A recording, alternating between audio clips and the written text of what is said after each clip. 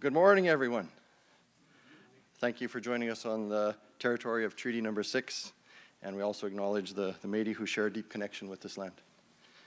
And it's fitting that we're on the site of Leduc Number 1 to make today's announcement. In January of 1947, Leduc Number 1 produced oil, and our province exploded into prosperity. It kick-started an economy that was unprecedented and uplifted the country as a whole. We will always fight to protect and keep this resource strong for the benefit of Albertans and Canadians. Today we are here to make an announcement that demonstrates how the legacy of Leduc Number 1 continues to move us toward a promising and prosperous future. I'm going to invite Premier Jason Kenney to make today's announcement. First Premier to be here since Ralph Klein.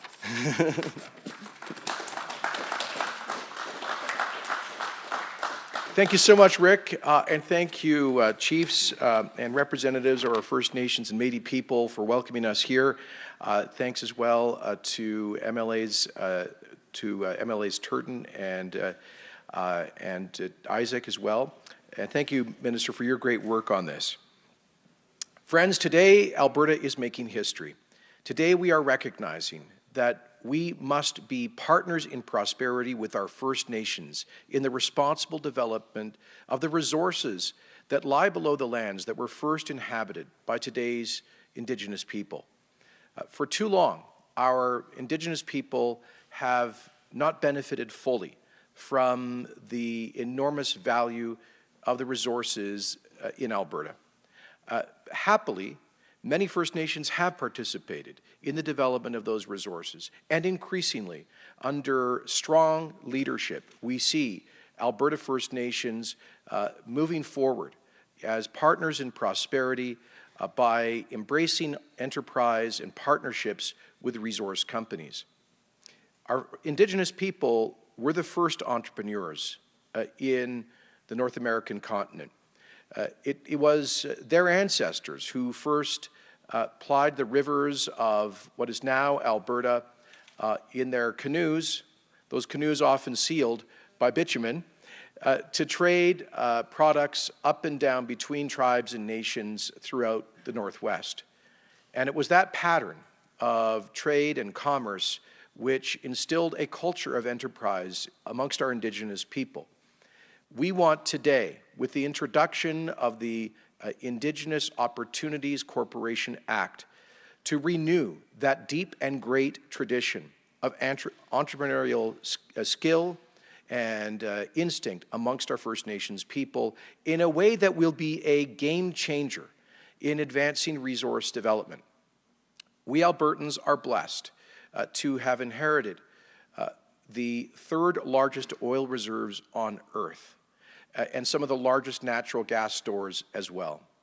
Through decades of responsible development that started right here in 1947 with Leduc Number 1, we have built one of the most prosperous economies in all of human history, and with those resources, one of the most generous societies. We have created, over those decades, collectively millions of jobs. We have raised up living standards, including for people who otherwise faced unemployment, underemployment, and poverty. Alberta became a magnet for hard workers and risk takers who came here to benefit from the job opportunities created by Alberta's oil and gas resources.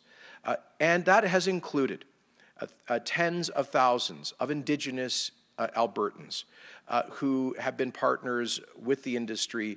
And there's so many fantastic examples. Unfortunately, the chief of Fort McKay couldn't be with us today from Treaty 8, but Grand Chief Noski knows very well how Fort McKay is one example of a nation where the average income is almost twice as high as it is generally amongst the Alberta population. Isn't that a great story? But at the same time, we recognize that there are Indigenous communities that have not benefited from that prosperity, but want to take a step forward in partnership. I want to in particular highlight my friend Stephen Buffalo, fellow Notre Dame Hound, and the Indian Resource Council for their work in trying to facilitate Aboriginal participation in resource projects, and so many of the First Nations for having done so. But we need to take this to another step.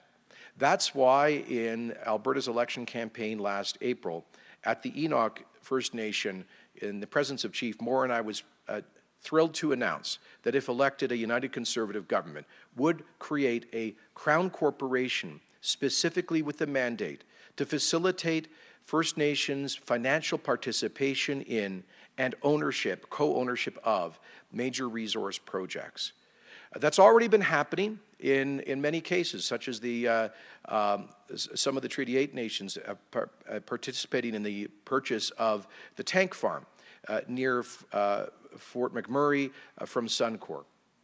And more recently, purchasing a large share in ATCO transmission lines. These are great models, but here's the problem.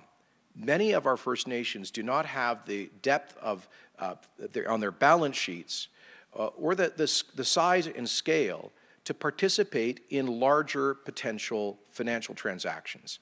And so the Indigenous Opportunities Corporation will try to help deal with that gap between the willingness but the limited capacity of many of our First Nations to play a larger role in the resource economy.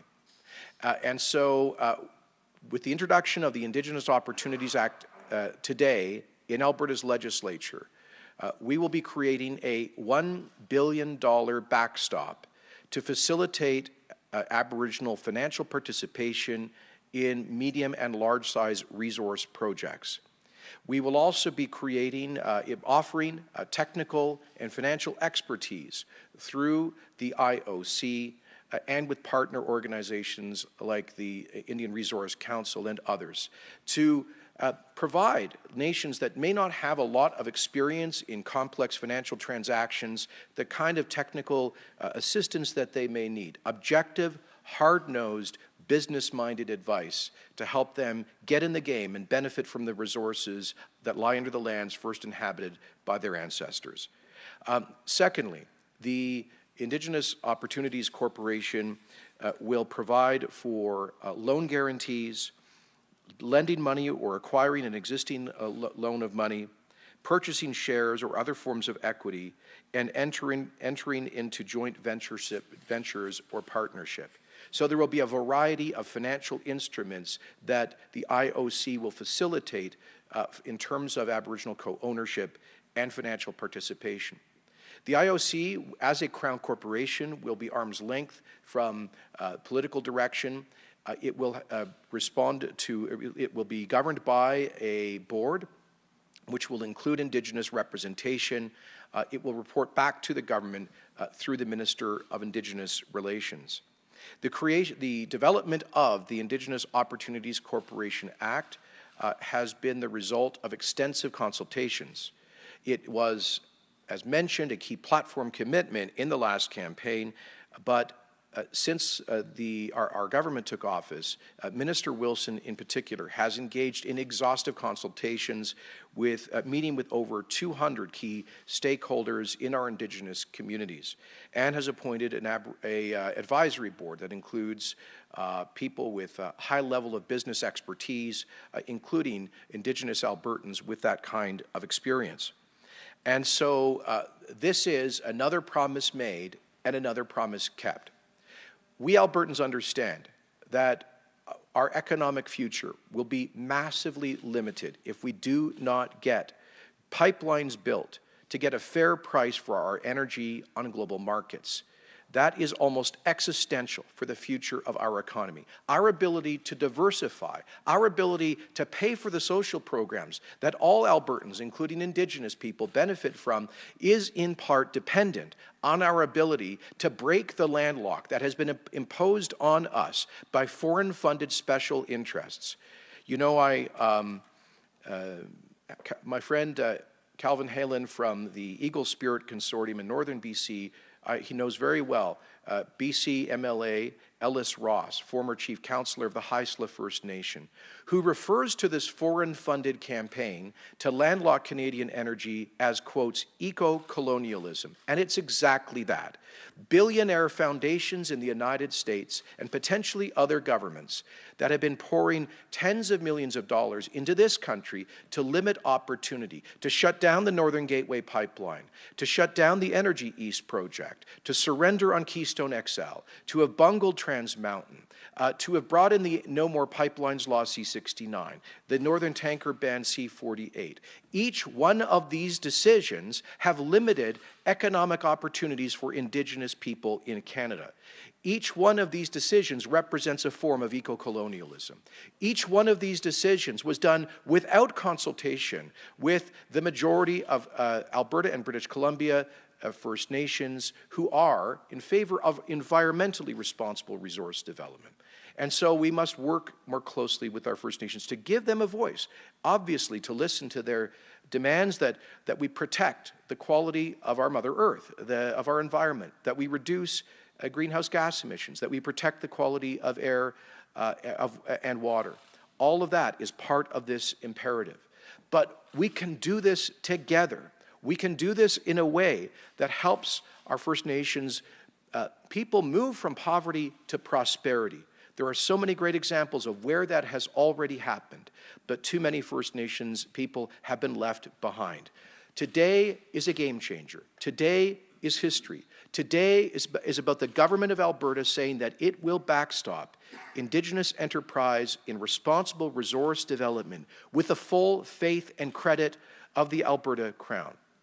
We have a lot of work yet to do, but this, I think, is a new day in partnership, in the spirit of treaties, in the spirit of reconciliation. I want to thank so many of our First Nations leaders for their interest and support in principle for today's announcement for this act and this Crown Corporation. In a few weeks after our government took office, we met at Government House with, I think, 44 of the Alberta First Nations leadership of the chiefs, including the Grand Chiefs from the treaty councils. And a lot of important issues were raised that day around social challenges, around environmental questions, but I heard an overwhelming consensus in favor of economic opportunity, including through responsible resource development. So today is a day of partnership. And you know what? Reconciliation will not happen through empty symbols and political speeches. Reconciliation means taking real, bold, practical steps to ensure the full economic and therefore social inclusion of Indigenous people in Alberta, and that's what today is all about. Thank you very much.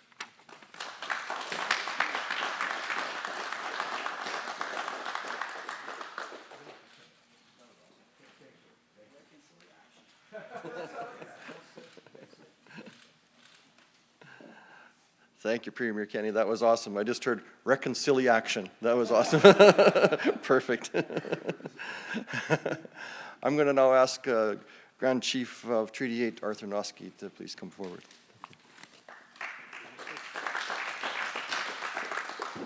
Thank you, Minister Wilson, Premier Kenney. And I guess I can tear this agreement I signed with the mannequin back there on revenue sharing, so with that comment. Anyways, welcome. Thank you, Chief Billy, for allowing us into the territory of unceded territory of Treaty 6. And good morning to everybody. Thank you, Honourable Minister of Indigenous Relations, Rick Wilson, for inviting Treaty 8 to speak today. Firstly, I would acknowledge that we are standing on the unceded territory. The Treaty 8 chiefs met with Minister Wilson on July 17th, 2019 to gather input on the establishment of the $1 billion Alberta Indigenous Opportunities Fund, where First Nations could remove some of the economic development barriers and become true partners. $1 billion to backstop projects, equity lines, but not for startups. On September 25th, Alberta government announced that they formed a ministerial advisory committee whose advice will provide them with the expertise to create this first of its kind Crown cooperation Further, the announcement stated that the committee members will provide advice to government on the design of the corporation so Indigenous communities can more easily participate in major resource projects. We expect that this ministerial committee will reach out to the leadership of our First Nations to further define this process and to seek their advice for government. If it is about us, not without us. The Treaty 8 First Nations will be observing Alberta government closely as it executes this process to ensure that the rules, authority, and decision-making powers of this newly created Ministerial Advisory Committee and proposed board will not conflict with the sovereign Treaty 8 First Nations jurisdiction and authority in their governance systems, nor will it impact our First Nations' inherent Aboriginal and treaty rights. Treaty 8 territory is home to the largest known reservoir of crude bitumen in the world and the largest of 3 major oil sand projects. Many of our nations are in support of the energy sector, but as stewards of the land and waters, we also have obligation. We must look at the sustainable resource development and balance the protection of our natural resources. Our natural resource depends on us. Climate change is real. We should focus on strategies that will boost our economy without sacrificing our children's future and the future of the next 7 generations to come. We must sustain their inherent and treaty rights. The government of Alberta is obligated to uphold the honor of the Crown and to fulfill Crown's duty to consult and accommodate the First Nations before making any decisions or allowing any activities to proceed within Treaty 8 territory. The Sovereign Chiefs of Treaty 8 look forward to more discussion with the Government of Alberta regarding this initiative. We are not looking for another Indian agent to kind of restrict and create barriers on First Nations success. With that, thank you very much.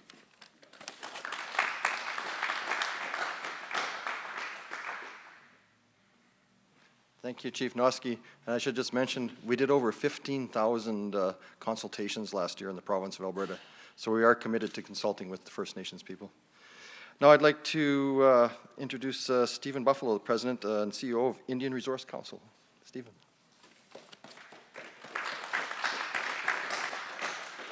Thank you, Minister. Premier, chiefs, friends, any other dignitary I don't know that's in our audience here. I first of all want to thank the Creator for a beautiful day. This day presents a lot of opportunity. You know, the history that they talked about being Leduc 1, it goes back because not too far from here is the Pigeon Lake Bonnie Glen Pool, world-class oil field, and our communities, Musquechees, Sampson, we're a part of that. And we've learned a lot through this industry, and you know, hence the creation of the Indian Resource Council. You know, back then, our capacity wasn't quite there. We had a hard time understanding what this opportunity was in front of us. But we fast forward to now, we now have a government that's willing to work with the First Nations and have created this opportunity for us. And it's, from the RSC, we advocate for our First Nations to ensure that the opportunity presents itself, to ensure that the relationship is good. You know, and this is a very tremendous opportunity for all of us. You know, we're seeing it difficult times, and I'm very, very grateful that the Creator has chosen Jason Kenney to step forward and help us, because it's after October 21st, it's pretty scary to see what's going to happen. But I'm, you know, with prayer, I know that I see a good future. And as mentioned, the Chief mentioned, you know, protecting our generations to ensure that we achieve economic development and protecting the environment and having that balance. Because moving forward, that's what's imperative for us, is leaving something for our kids. And you know what, and it all begins with this type of opportunity. And this is step one, I think, to ensuring that we see a better Alberta and a better Canada. As the Chief mentioned, he ripped up his agreement on a revenue sharing, but I think we got to start talking about that too. But again, I want to thank the Premier. all the ministries for this tremendous opportunity, and I look forward to seeing how things progress, and then the relationship is tremendous, as I have not seen this in my lifetime, to see this type of government move forward, and it's very positive. Thank you.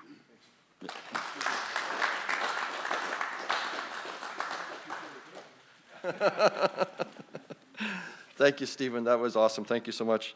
Now I'm going to invite my friend Herb Lair, President of the Métis Settlements General Council. If you could come up, Herb.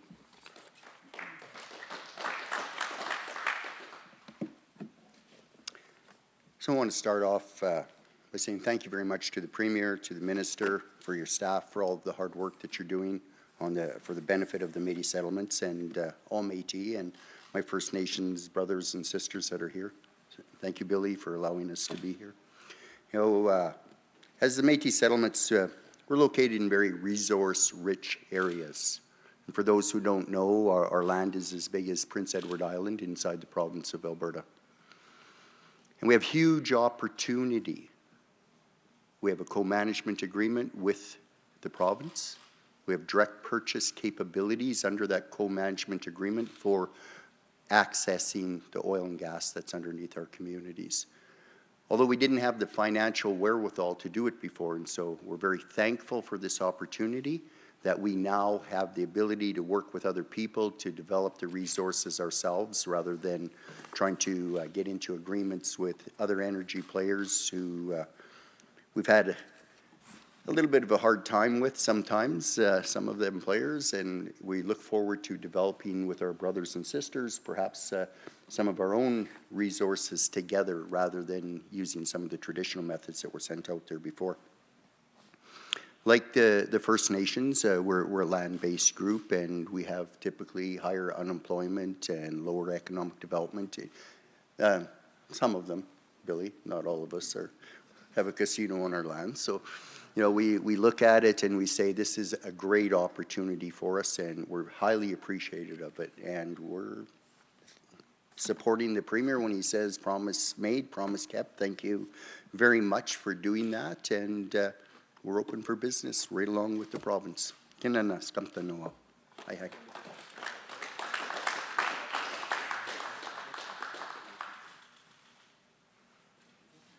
Thank you, Herb, for those remarks.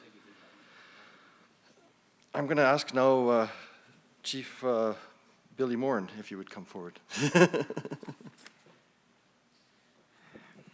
Well, this certainly is a historic place, and I have a few things on my phone that I keep near and dear to me about history for Enoch Cree Nation, and one of them is this picture, and it's chiefs in the 1960s in Alberta, and it says, they're holding up a sign in protest.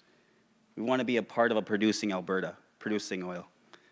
And then I have this other thing on my phone where it's an article shortly after Leduc was made, and the first chief, Billy Morin from Enoch Cree Nation, was talking about oil and gas and how the development of the Atchison field just north of here was the prosperity going forward for our people.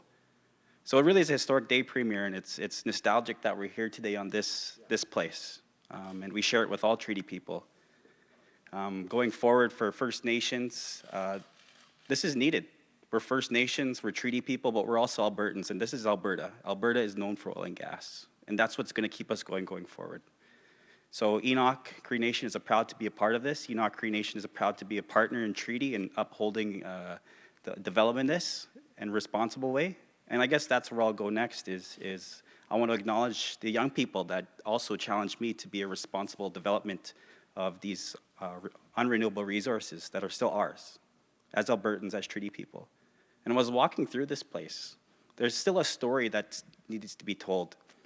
You know, it's not irresponsible development in Alberta. If you walk through this place, the thing that hits me the most is the technology and the responsible development and innovation and how that story needs to be told too on how this drives innovation in the future for our young people. It's not dirty oil.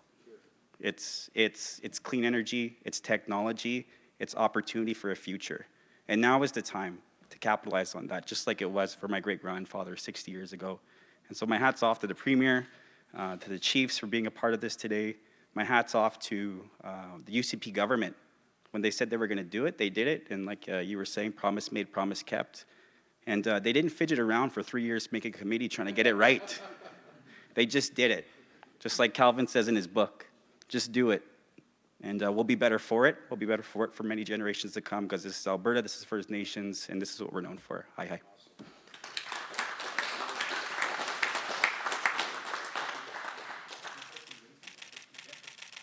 Thanks, Chief Billy. That was awesome. Thank you so much for that. Now I'd like to move to Chief Joe Weaselchild with Siksika First Nation, if you would come give us some remarks. Hi, Chief.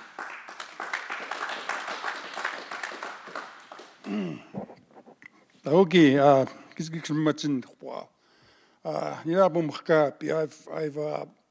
been, working for Siksika governance for over 30 years, and I can honestly say that I've never seen this type of commitment by a government anywhere, but in particular with the province of Alberta, where we're looking at concrete development here. We're not talking about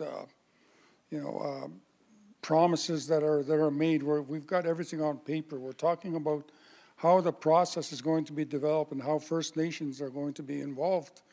And I also want to mention too that Leduc 1 played a major role in Siksika development, because the channels that came from Leduc 1 went through Hobbema and eventually to Siksika. So Siksika economy is suffering, as well as a lot of other communities and the province, because of lack of oil and gas. But there's also miscommunication going out there saying that First Nations are against that, and nothing could be further from the truth. In fact, 6 months ago, I think we had a AOTC, the Chiefs in Assembly for Alberta, where Chief Fox from the Blood Tribe made a motion, and I seconded the motion. And all the chiefs in Assembly for Alberta voted in favor of the development of that pipeline. It's, I thank you all for the foresight and the courage to recognize what First Nations have to offer, not to our most important assets, which are our people and our land. We've got thankfully we still have the traditional knowledge holders, but we also have contemporary knowledge holders that will be taking us into the future, working hand in hand with Alberta and everybody else that's in this room with the chiefs. And thank you, Chief Morin, for allowing this event on your land. To the the Premier, sorry, getting ahead of myself here. My apologies. The Premier, the ministers here in Assembly, and this discussion didn't just start here. It's been something that we've been discussing over the past few months, and now for it to be a reality, for it to be legislation, is something that I know will benefit all Albertans in years to come and generations to come. Thank you.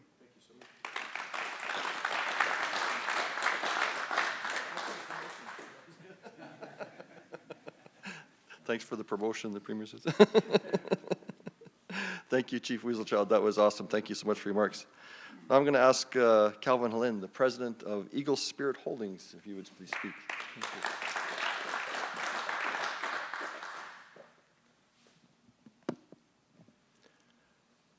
Oui, Simgiget, Sigadam Hanoch, Smoigets, Gabawals. It's a total honor for me to be here today. Thank you, Premier, future Prime Minister. Thank you, Minister Wilson. Thank you, most distinguished Indigenous leaders, and thank you to the Treaty 6 people for allowing for us to be on your traditional territory, and acknowledge the Métis people as well. It's a great pleasure for me to speak today. We've been working on our project Eagle Spirit Energy for 7 years. And what our project represents is an energy corridor of 4 pipelines, 4 48-inch pipelines, 2 LNG natural gas liquid pipelines, 2 oil pipelines, crude oil pipelines. And in developing this, we heard the sentiment that was echoed by the chiefs here today about the environment. That was the #1 priority. So we spent several years developing an environmental model which will set a precedent in the world for the greenest project on the planet. It'll exceed, and somewhere in the crowd here is our CEO, Fred Schneider. He's the mastermind behind the reality of that plan. And we are ready to move forward. And I believe Eagle Spirit is the route for, not just for Alberta, but for Western Canada energy to international markets. We are totally focused on what we're doing. Hats off to the Premier and Minister Wilson and his government for taking a step that's been unprecedented in history.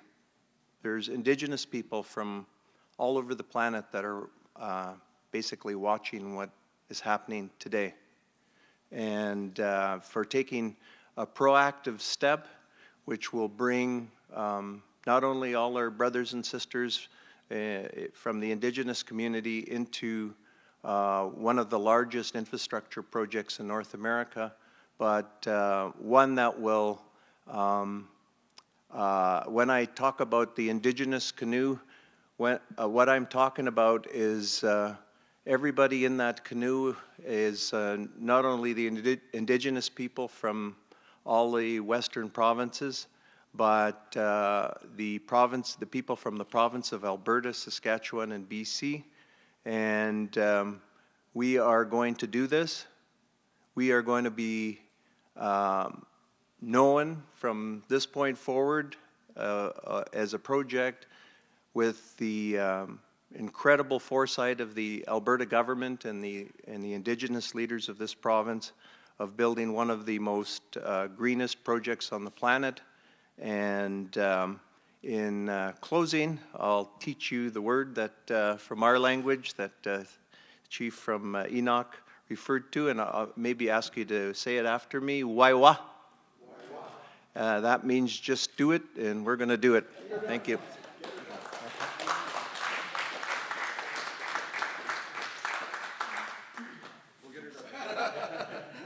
That's my new dancing partner. Thank you, Calvin, for an amazing message. And Calvin is a noted best-selling author as well, like amazing. The amount of talent that's sitting in this front row is just, I'm so proud to be with you here today. And the Alberta Indigenous Opportunity Corporation, it's going to benefit Indigenous people and all Albertans. Alberta is open for business, and I've heard Indigenous people are open to doing business. And we're all working together, building on the past of Leduc #1 for a prosperous 21st century. Thank you, Premier, for an amazing vision. Thank you so much.